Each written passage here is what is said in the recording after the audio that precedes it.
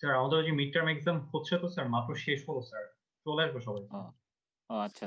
তাহলে কি কিছুক্ষণ পরে ডিসকাশন শুরু করব? জি আমার স্যার মনে একটু হয় স্যার। একটু পরে ৫ মিনিট পরে শুরু করি না? জি স্যার। হুম, ঠিক আছে।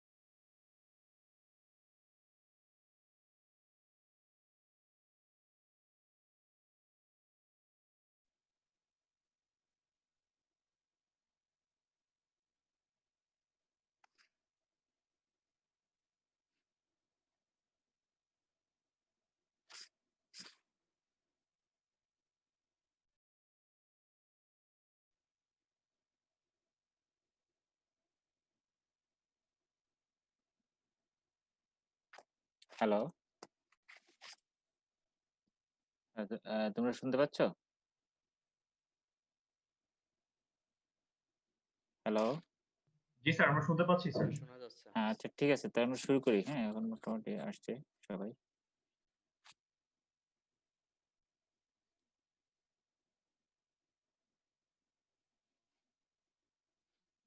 আচ্ছা আমরা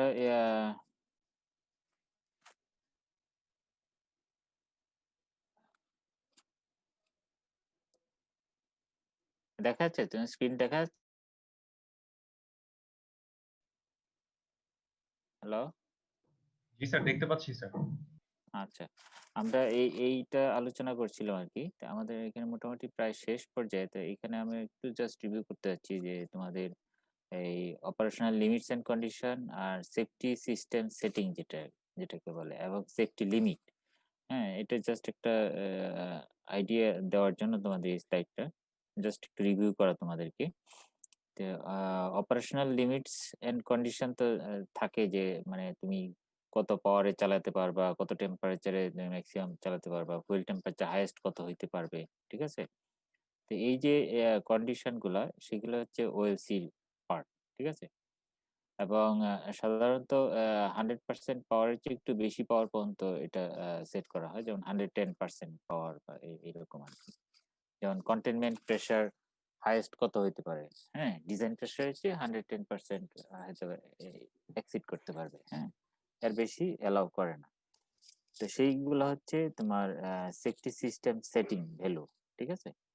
এর বাইরে যাওয়া যাবে না। সেফটি সিস্টেম সেটিং ভ্যালু থেকে আর সেফটি লিমিটিং ভ্যালু যেটা সেইটাই হচ্ছে সেফটি মার্জিন। ঠিক আছে? এখানে হচ্ছে সেফটি সিস্টেম সেটিং থেকে সেফটি লিমিট পাওয়া। যেমন এক্সাম্পল হিসেবে আমি বলতে পারি যেমন আমাদের ট্রিগার ফুয়েল যেগুলো আছে, ট্রিগার ফুয়েলের কিন্তু মেল্টিং টেম্পারেচার 1150°C। কিন্তু তারপরেও আমরা আ অপারেশনাল অপারেশনাল লিমিট যেটা আমাদের, হ্যাঁ? ওএলসি ভ্যালু হচ্ছে আ ফোর্স কনভেকশন কুলিং মোডে আ ৬০০ আ ৭০°C, হ্যাঁ? 670°C। তো দেখো ১১৫০°C হলেও সেটা আমরা অনেক নিচে কিন্তু রাখছি, হ্যাঁ? ওএলসি ভ্যালু, হ্যাঁ? বা সেফটি সিস্টেম সেটিং ভ্যালু। তো এইটা রাখার উদ্দেশ্য হচ্ছে কোনো হ্যালো, তানভীর?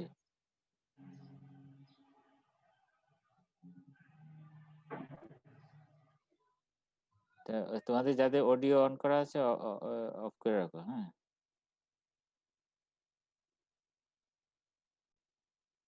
আচ্ছা। তাহলে তোমার সেফটি লিমিট তোমার অনেক বেশি, বেশি থাকে সাধারণত। হ্যাঁ? 200% বা তারও বেশি অনেক সময় রাখা হয়। তো এটা একটা এ ইস্যু। এরপরে যেটা সেটা হচ্ছে তোমার এই গ্রাফটা তোমাদের হয়তো মনে আছে। যে এখানে তোমার দেখো যেকোনো একটা মনে করো যে আমার রিয়েক্টর অপারেশন হচ্ছে 110% পাওয়ার টাচ করে গেল। তার মধ্যে তোমার এখানে অ্যাকশন ২ টা আছে। একটা হচ্ছে প্রিভেন্টিভ অ্যাকশন আরেকটা হচ্ছে অ্যা এ তোমার এ মানে যাতে করে অ্যাক্সিডেন্ট এ না হয় সেজন্য তোমার অ্যাক্সিডেন্ট এভয়েড করার জন্য একটা ট্রিপ অ্যাকশন যেটাকে অটোমেটিক ট্রিপ অ্যাকশন এই ধরনের অ্যাকশন হয়। যেমন প্রিভেন্টিভ অ্যাকশন আমি কালকে এর আগের লেকচারে বলছিলাম যে প্রিভেন্টিভ অ্যাকশন হইতে পারে যেমন মনে করো তুমি রড উঠাচ্ছ, পাওয়ার বাড়াচ্ছ। দেখা গেল যে খুব র‍্যাপিড পাওয়ার রাইজ হচ্ছে। সেই ক্ষেত্রে তোমার আ রড উইথড্রয়াল প্রহিবিশন একটা অ্যাকশন থাকে। অর্থাৎ তোমাকে প্রিভেন্ট করে দিচ্ছে আগেই যাতে করে এই ধরনের কোনো অ্যাক্সিডেন্ট, হ্যাঁ? রিঅ্যাক্টিভিটি ইনিশিয়েটেড অ্যাক্সিডেন্ট যাতে না হয়। হুম? এগুলো হচ্ছে প্রিভেন্টিভ অ্যাকশন। আরেকটা হচ্ছে যে তোমার ট্রিপ করা অর্থাৎ তুমি সেট ভ্যালুর কাছাকাছি চলে গেছো তখন সিস্টেম তোমাকে অটোমেটিক অ্যা ট্রিপ করে দিবে। ঠিক আছে? যেমন 110% পাওয়ারের কাছাকাছি যখন চলে যাবে রিঅ্যাক্টর অপারেশন তখন অ্যা সে ট্রিপ সিগন্যাল অ্যাকচুয়েট করবে। হুম? তো এই অ্যাকচুয়েট করার সাথে কিন্তু রিঅ্যাক্টর ট্রিপ হয়ে যায় না। হ্যাঁ? এটা কিছুটা সময় লাগে। এর আগে আমাদের যে অপারেশনাল ট্রানজিয়েন্ট এ তোমাদেরকে দেখাইছিলাম যে সাধারণত একটু ডিলে হয়। তো এই ডিলেটা কোথা থেকে আসে? হুম? ডিলে গুলা আসে হচ্ছে ইন্সট্রুমেন্ট রেসপন্স টাইম এর উপরে। তারপরে হচ্ছে আ ক্যালিব্রেশন এরর থাকতে পারে। হুম? একেবারে 100% অ্যাকুরেট 110% সেফটি ভ্যালুতেই যে সেটা ট্রিপ করবে সেটা তা না। এটা হয়তোবা কিছু আগেও করতে পারে অথবা পরেও করতে পারে। এটা হচ্ছে ক্যালিব্রেশন ইন্সট্রুমেন্ট ক্যালিব্রেশন এর উপর ডিপেন্ড করে বা ম্যানুফ্যাকচারিং কোন কোম্পানির ম্যানুফ্যাকচারড ইকুইপমেন্ট এটা যদি খুবই আ হাই কোয়ালিটি ইকুইপমেন্ট হয় তাহলে সেটা অ্যাকুরেসি অনেক অ্যা বেশি হবে। আর যদি মিডিয়াম কোয়ালিটি হয় তার অ্যাকুরেসি ডিফারেন্ট হবে। কাজেই এটা কোন ব্র্যান্ডের ইকুইপমেন্ট ক্যাটেগরির উপর ডিপেন্ড করে। সেফটি ক্লাস কি নন সেফটি ক্লাস, হ্যাঁ? এই সমস্ত জিনিসের উপর কিন্তু এই ডিলে টাইমটা ডিপেন্ড করে। তারপর রেসপন্স টাইম হচ্ছে প্রসেস টাইম। একটা সিগন্যাল পাওয়ার পর সে যে ইলেকট্রনিক্যালি যে প্রসেস করবে, সেই প্রসেস টাইম আছে, হ্যাঁ? তো সবকিছু মিলিয়ে কিন্তু এখানে ডিলে একটা বিশাল ফ্যাক্টর। হুম? যেমন এখানে দেখো তোমার কি অ্যালার্ম সেটিং ভ্যালু হচ্ছে এইটা। এখানে টাচ করার সাথে, সাথে যদি সে অ্যাকচুয়েট করেও, তারপরেও দেখা যাচ্ছে যে সেটা অফ হতে যেয়ে তোমার এইখানের থেকে এইখানে তোমার মোটামুটি ভালো একটা কিন্তু আ সময় লেগে যাবে। এটাকে মানে কাম ডাউন হওয়ার আগ মুহূর্ত পর্যন্ত। তো এখন এই টাইমটুকু কিন্তু খুবই ইম্পোর্টেন্ট। হুম? অর্থাৎ টোটাল যে টাইম অ্যা যেটা লাগতেছে অর্থাৎ প্রসেস টাইম, তারপরে রেসপন্স টাইম, হ্যাঁ? এবং সিস্টেমটা অ্যাকচুয়েট করে সেটাকে ফাংশনাল পর্যায়ে আসা। সবকিছু মিলিয়ে যে টাইমটুকু লাগতেছে সেই টাইমটুকু খুবই ইম্পোর্টেন্ট। এবং এই টাইমটুকু তোমাকে সেফটি এনালাইসিস করে দেখাতে হবে যে এই রিঅ্যাক্টরে যদি এই ধরনের কোনো সিচুয়েশন হয় তাহলে ইয়ে তোমার মনে করো যে ১ সেকেন্ড বা ২ সেকেন্ড পর্যন্ত ডিলে হইলেও আমার ফুয়েল ক্ল্যাডিং ফেইলিউর হবে না। হুম? বা মেল্টডাউন হবে না। কাজেই এইটা খুবই ইম্পোর্টেন্ট। তারপরে এখানে তোমার দেখো আরেকটা ইয়ে দেখানো হচ্ছে। যেমন এখানে সেফটি সিস্টেম সেটিং যেটা আছে সিস্টেম ট্রিগার আর্লিয়ার, হ্যাঁ? সেফটি সিস্টেম সেটিং এখানে আর্লিয়ার ট্রিগার করছে। কিন্তু ট্রিগার করলেও কিন্তু সেটা দেখা যাচ্ছে যে এদিকে এসে তারপরে এখানে এসে তারপরে কাম ডাউন হয়ে আসবে। আর যদি একটু পরবর্তীতে, হ্যাঁ? মানে অ্যাকশন মানে ট্রিগার যদি পরে করে সেক্ষেত্রে অবস্থা আরো সিভিয়ার। যেমন সেফটি লিমিট হয়তোবা ক্রস করে চলে যাবে। তো সেফটি লিমিট ক্রস করার মানে হচ্ছে পার্মানেন্ট ড্যামেজ হবে। যেকোনো ফুয়েল ক্ল্যাডিং হইতে পারে বা বিভিন্ন সিস্টেমের পার্মানেন্ট ড্যামেজ হয়। তো সেফটি লিমিট এখানে এক্সিড করে গেছে। কাজেই ট্রিগার যখন করবে, হুম? সেই সময়টা খুবই ইম্পোর্টেন্ট। এটা সম্ভব হলে একটু আর্লিয়ার ট্রিগার করা ভালো। কারণ যেহেতু আমাকে আদার যে ডিলে গুলা আছে সেগুলাকে কনসিডার করে টোটাল যে টাইম, টোটাল রেসপন্স টাইমটা আমাকে যত মিনিমাম রাখা যায় সেটার চেষ্টা করতে হবে। এই বিষয়ে তোমাদের কারো কোনো কোয়েশ্চেন আছে? বা বুঝার আছে? এই ধরনের কোনো কোয়েশ্চেন যদি আসে অ্যা গুছায় লিখতে পারবা? হ্যালো?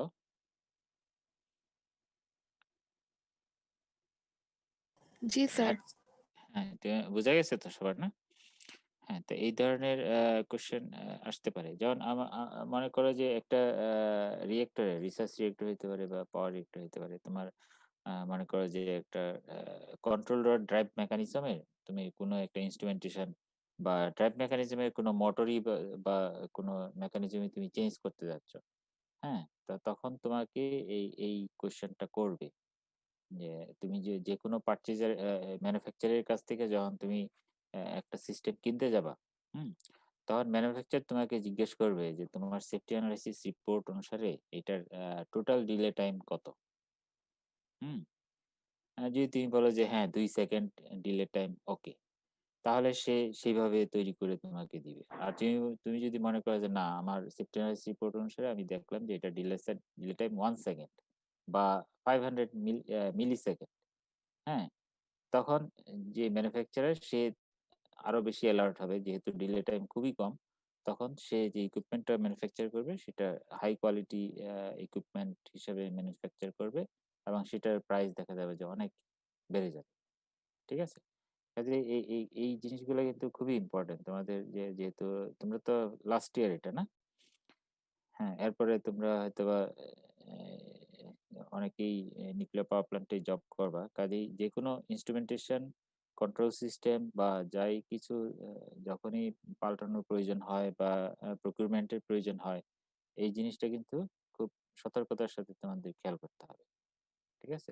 যে রেসপন্স টাইম, ডিলে টাইম বা ইকুইপমেন্ট এর কত, আমার সেফটি অ্যানালাইসিস রিপোর্ট অনুসারে সেটার কতটুক অ্যাকসেপ্টেবল, সেটা কনসিডার করে তোমাদেরকে এগুলো প্রকিউর করতে হবে। ঠিক আছে? এই লেকচারে এই পর্যন্ত এটা ছিল। এরপরে আমরা একটু ইয়ে করতে পারি যে সেফটি অ্যানালাইসিস রিপোর্টের।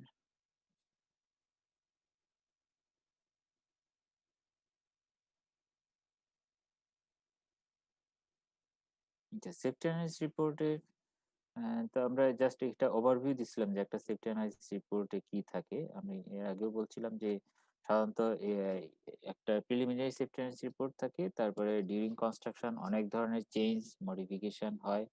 হ্যাঁ? সেটার উপর বেসিস করে আবার সেফটি অ্যানালাইসিস রিপোর্ট করে ফাইনাল সেফটি অ্যানালাইসিস রিপোর্ট করা হয়। এবং এগুলার স্ট্যান্ডার্ড আছে, নিউরেক স্ট্যান্ডার্ড আছে 1.7, হ্যাঁ? আইইএ এর স্ট্যান্ডার্ড আছে, হ্যাঁ? আ এগুলা ফলো করে তারপরে সেটা করা হয় আরকি। এখানে সেফটি অ্যানালাইসিস রিপোর্টের তোমার বিভিন্ন চ্যাপ্টার গুলো দেখানো হচ্ছে। যেমন আইইএ এর সেফটি স্ট্যান্ডার্ড যদি তুমি ডিএস 449 ইউজ করো বা নিউরেক 1.7 বা আ আ নিউরেক 0800 যদি ফলো করো, তাহলে এখানে সবচেয়ে ইম্পোর্টেন্ট চ্যাপ্টার হচ্ছে সেফটি অ্যানালাইসিস চ্যাপ্টার 15, হ্যাঁ?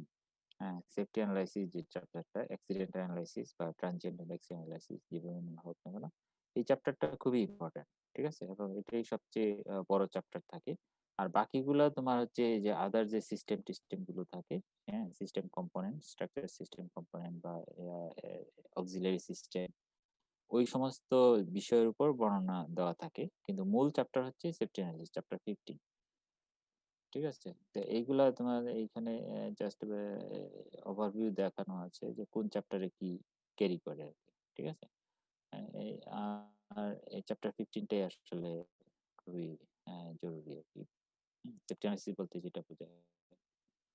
আচ্ছা, এরপরে হচ্ছে তোমার সেফটি অ্যানালিসিস একটা করার পরে সেটা তো রেগুলেটরি বডিকে সাবমিট করা হয় এবং রেগুলেটরি বডি সেটা রিভিউ করে।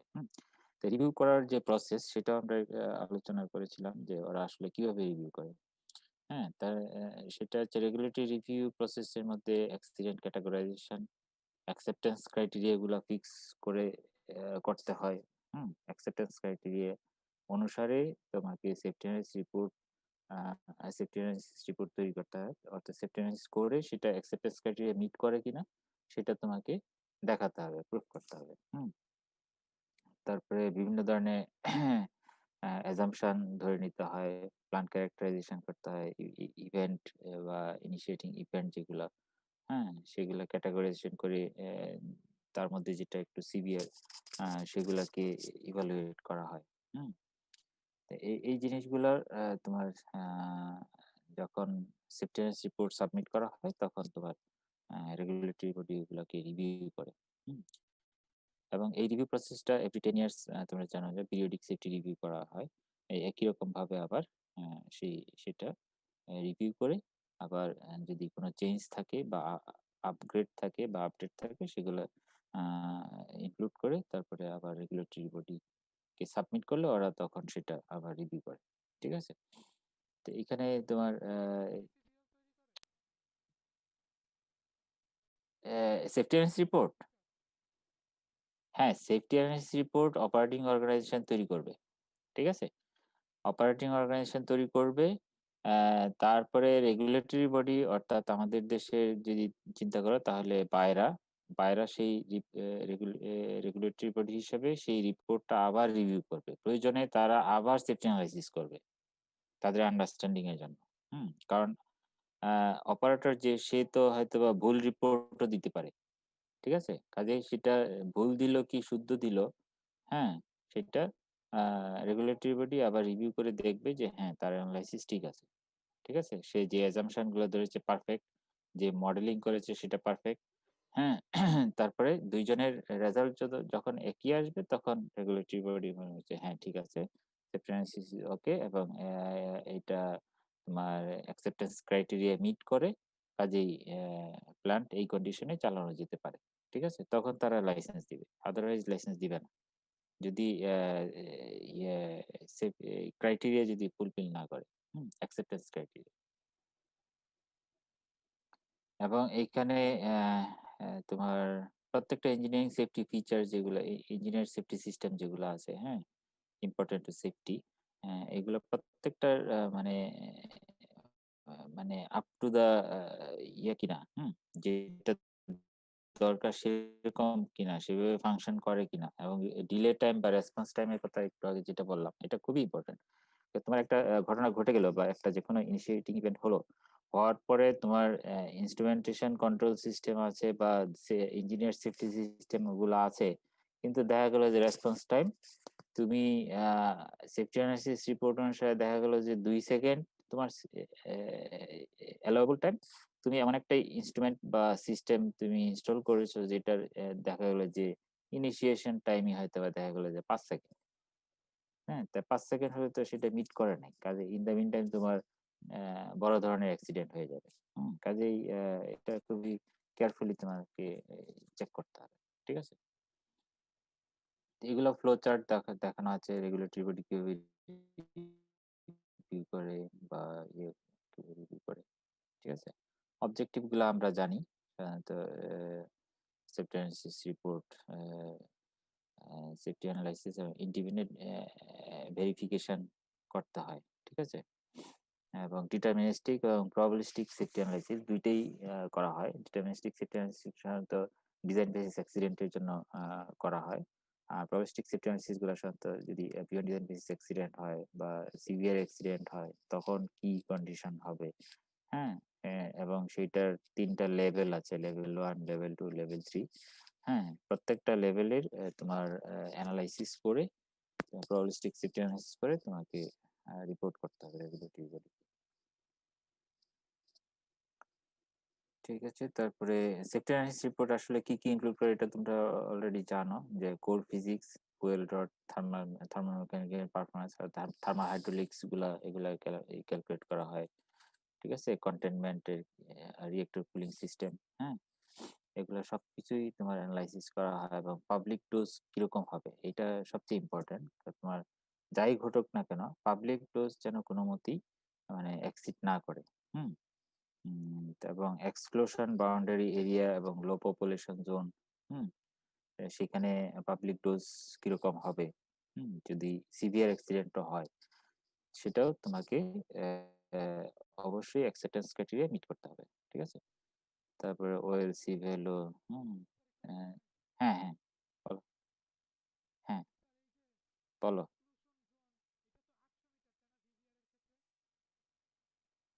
হ্যাঁ, ভিভিআর 1200 ক্ষেত্রে আমাদের দেশে যেটা ইনস্টল করা হচ্ছে এর উপরে, সেটা হচ্ছে 800 মিটার এক্সক্লুশন এরিয়া বাউন্ডারি। হ্যাঁ,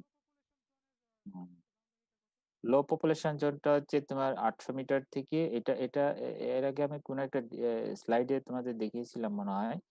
অর্থাৎ সেটা হচ্ছে আহ, এটা একটা ডোজ লিমিট আছে। আচ্ছা আমি দেখি খুঁজে পাই কিনা, এই মুহূর্তে মনে পড়ছে না। একটা ডোজ লিমিট দিয়ে এটাকে এরিয়া বাউন্ডারি করা আছে। হ্যাঁ, এই রেডিয়েশন ডোজ, হ্যাঁ, এলপিজেড। হ্যাঁ, এই যে এক্সক্লুশন এরিয়া বাউন্ডারি। ঠিক আছে, তো এখানে দেখো যে একটা অ্যাক্সিডেন্ট যদি হয়, হুম উইদিন 2 আওয়ার্স, হ্যাঁ, ফর 2 আওয়ার্স যদি এইটার ডোজ লেট এরকম হয়, এটা is acceptable. 25 rem for whole body আর 300 র্যাম ফর থাইরয়েড। ঠিক আছে, আর এক্সক্লুশন এরিয়ার বাউন্ডারি বাইরে যেটা এলপিজেড, যেটা লো পপুলেশন জোন যেটাকে বলা হচ্ছে, লো পপুলেশন জোনে সেটা হচ্ছে এটা সেম ডোজ রেট, কিন্তু এইটা আগেরটা ছিল 2 ঘন্টায় রিসিভ করতে পারবে, আর এটা হচ্ছে whole duration of the accident. ঠিক আছে, তাহলে এক্সক্লুশন এরিয়ার পরের বাউন্ডারিটা হচ্ছে এই ক্রাইটেরিয়া ফুলফিল করতে হবে। আর এটা যদি 5 কিলোমিটার হয় তাহলে 5 কিলোমিটারই হচ্ছে এলপিজেড এরিয়া। ঠিক আছে, হুম, কথা বোঝা গেছে? আর এই এই এইটা হ্যাঁ, আচ্ছা টাইমার হয়ে যাচ্ছে। আচ্ছা এইটা এলপিজেড অবশ্যই তোমার ইয়ে করা আছে। এটা ডিপেন্ড করবে তোমার আ এই তোমার এই যে ডিজাইন, রিঅ্যাক্টরের ডিজাইন। অর্থাৎ কনটেইনমেন্ট এর ডিজাইন কেমন এবং সেটা তোমার ফিল্ট্রেশন সিস্টেম যেটা আছে, হ্যাঁ? কনটেইনমেন্ট এর ফিল্ট্রেশন সিস্টেম এগুলো সবকিছুর উপর ডিপেন্ড আ করবে সাধারণত। এগুলো সবই কাস্টমাইজ। তুমি যদি মনে করো যে আমি এলপিজেড ২ কিলোমিটার রাখবো, হুম? তাহলে সেটা সেভাবে ডিজাইন করতে হবে। হ্যাঁ? যদি একটা ইয়েতে দেখা যাচ্ছে যে আশপাশে ১০ কিলোমিটারের মধ্যে খুবই লোক সংখ্যা কম, তখন সেটার ডিজাইন অন্যরকম হবে। এবং এক্সপ্লোশন এরিয়াও অন্যরকম হবে। ঠিক আছে? এবং সেটা সাধারণত কাস্টমাইজ ডিজাইন থাকে আরকি। যে তুমি আসলে তোমার সারাউন্ডিং এর পপুলেশন কিরকম, হুম? যেমন আমাদের ভিভিআর ১২০০ তে আমাদের রূপপুরের জন্য যেটা ডিজাইন করা হচ্ছে এক্সক্লুশন এরিয়া বাউন্ডারি ৮০০ মিটার ধরা হইছে। তার কারণ হচ্ছে আমাদের বাউন্ডারি খুব কাছাকাছি প্রচুর লোক বসবাস আছে। হুম? কাজেই এটাকে তোমার এক্সক্লুশন এরিয়া আমরা ফিক্স করে দিছি যে ৮০০ মিটারের মধ্যে হইতে হবে। তখন তারা সেভাবে কন্টেইনমেন্ট ডিজাইন এবং ফিল্ট্রেশন সিস্টেম ডিজাইন, হ্যাঁ? ওইগুলা ওরা ওইভাবে করে। তুমি যদি এটাকে বলো যে, "না, আমি আরো কম্প্যাক্ট এরিয়া চাই।" তাহলে সেটার খুবই এক্সপেনসিভ হবে এবং সেটাও সম্ভব কিন্তু অনেক কস্ট বেড়ে যাবে। ঠিক আছে? এইগুলা প্রত্যেকটা নিউক্লিয়ার পাওয়ার প্ল্যান্টের প্রত্যেকটা জিনিসই কাস্টমাইজ। হ্যাঁ? কাস্টমাইজ করতে পারো ইচ্ছা করলে তুমি। ঠিক আছে? আচ্ছা, তারপরে আমরা এইখানে আচ্ছা, এইগুলা হচ্ছে তোমার ফ্লো চার্ট। হ্যাঁ? একটা রেগুলেটরি বডি কিভাবে তোমার রিভিউ গুলা করে। ১ম এ ক্যাটেগরাইজেশন করে। ঠিক আছে? ক্যাটেগরাইজেশন করার পরে তারপরে বিভিন্ন অ্যাজাম্পশন কন্ডিশন ধরে তারপরে সেগুলাকে এনালাইসিস করে। এনালাইসিস করার পরে এগুলো এনালাইসিস করে রেজাল্টের ম্যাচ করতে হবে। সেটার জন্য তারা অ্যাকসেপ্টেন্স ক্রাইটেরিয়া ফিক্স করে। এটা প্রেসক্রিপটিভ হইতে পারে অথবা ইয়ে হইতে পারে অন্য দেশের প্র্যাকটিস অনুসারে হতে পারে। হ্যাঁ, রেগুলেটরি বডি সেটা সেট করে দিবে।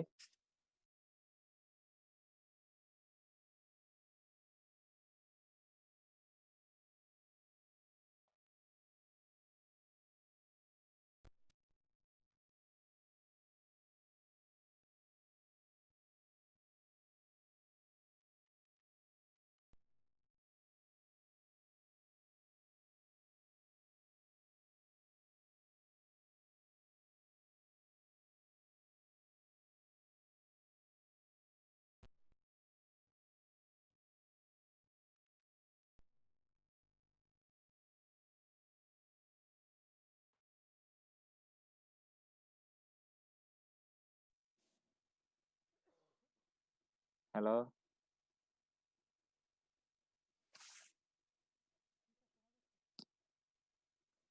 ও আবার ডিসকানেক্ট হয়ে গেল নাকি?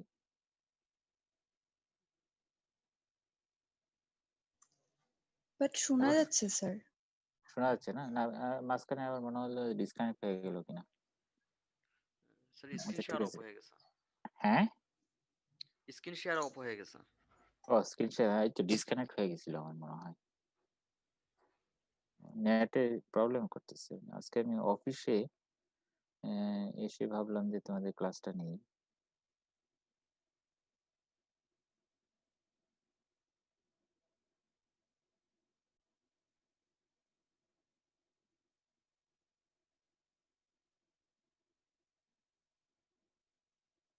এখন দেখা যাচ্ছে?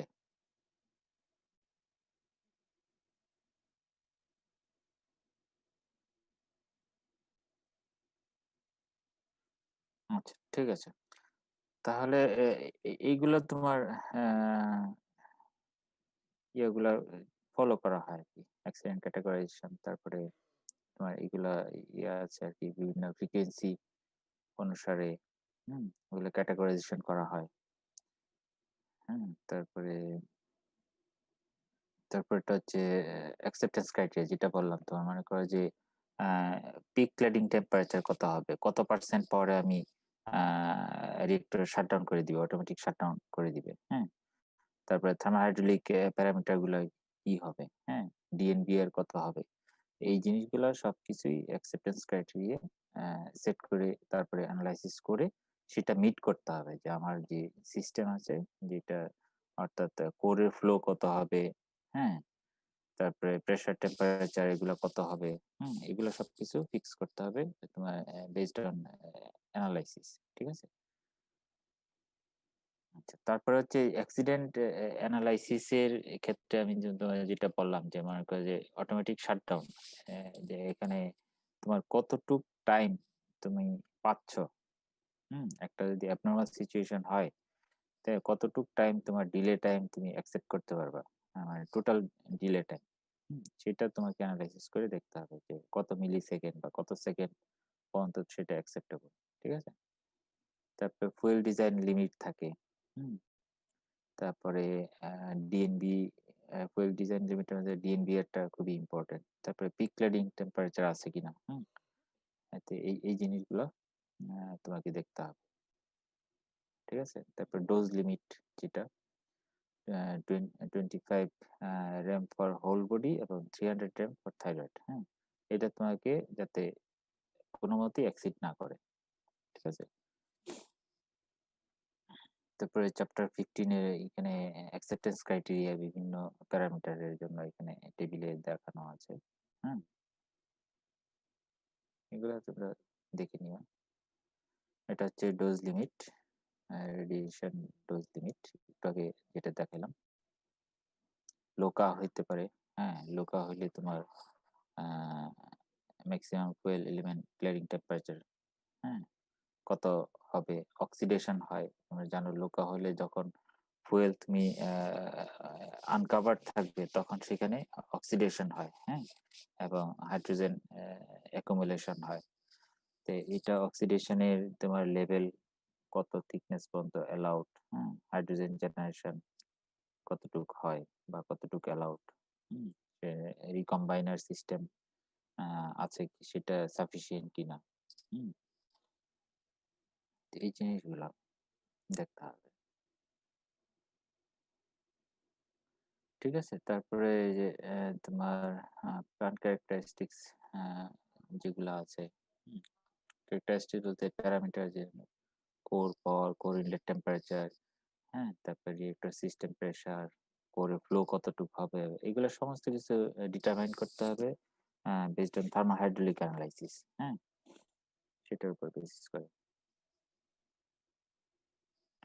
তারপরে রিসার্চ রিয়েক্টর, এখানে core parameter for research reactor, এখানে একটা এক্সাম্পল দেখানো হচ্ছে। এটা মনে হয় খুব সম্ভবত একটা 5 মেগাওয়াটের রিয়েক্টর, আর একটা হচ্ছে 50 কিলোওয়াটের ট্রেনিং অপারেশনের জন্য। এটা একটা জাস্ট এক্সাম্পল হিসেবে দেখানো হচ্ছে যে এই টাইপের প্যারামিটার গুলো সাধারণত সেট করে দেওয়া হয়।